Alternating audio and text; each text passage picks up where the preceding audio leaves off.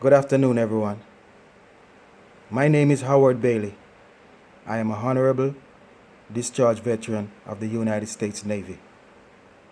I served in both Operation Desert Storm and providing comfort. I joined the military right after high school to serve my country.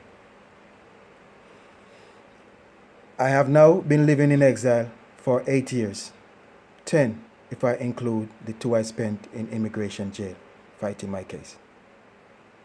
Before I was deported to Jamaica, a country I have not seen in 25 years, I was a happily married man with 2 American kids, a home I purchased with my VA loan, owned my own trucking business with 4 employees, and paid my taxes. In my mind, I was living the American dream. The last time I saw my home was in June, 10 years ago, and since then, life feels like a total nightmare. Every day I hope and pray I will make it. I will wake up and I'll be back home in Virginia again. In 1995, about 6 months after I got out the military, I was charged with possession of marijuana. I was 22 years old at the time. It was my first time ever being arrested. I didn't know that I had marijuana being delivered to me in a package. I told the cops and they said not to worry. But I still had to go to court. My lawyer told me this is just a slap on the wrist. We're just going to plead guilty. Being young and naive, I listened. 25 years later now, I'm still paying.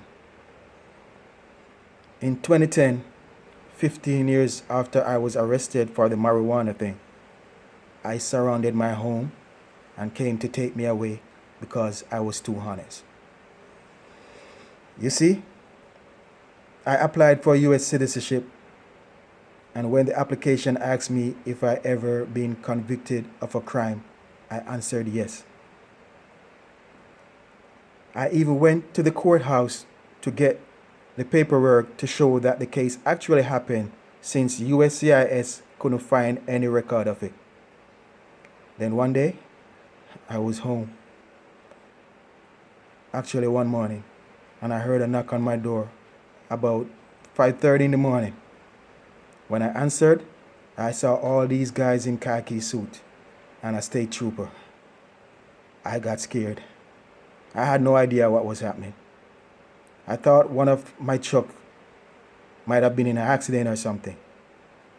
Then I realized it was ICE. They told me they were taking me away because of my marijuana conviction that I reported, even though it was so many years ago. They grabbed me and didn't care that my 11-year-old daughter at the time came out screaming and crying. My wife pleaded and begged. Just begged them not to let them take me without not putting on a pants or something, since I was only dressed in my pajamas and a tank top. I haven't seen my home. I haven't seen my daughter in 10 years. My deportation traumatized her. Her mental health suffered all through her teenage years. She didn't make it to college. Her dreams and mine. It ripped my heart that my daughter was hungry at times and I couldn't do nothing at all.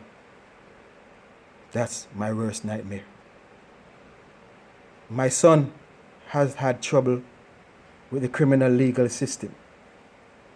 I blame myself.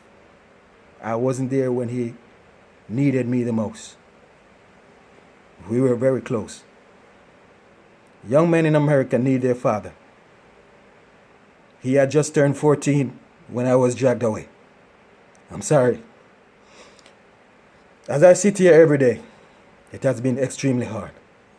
And it's not just hard on me. It's hard on my entire family. Before my deportation, I fought my case for 2 years from Immigration Detention Center. And it was hard, man. I was moved from one detention center to another, starting in Hampton Roads, York, Pennsylvania, Arizona, Louisiana, New Mexico, and so forth. After I was deported, I got a pardon from the governor of Virginia for the marijuana charge, but I still couldn't come home. The governor told me that his hands are tied and he can't make ICE do nothing.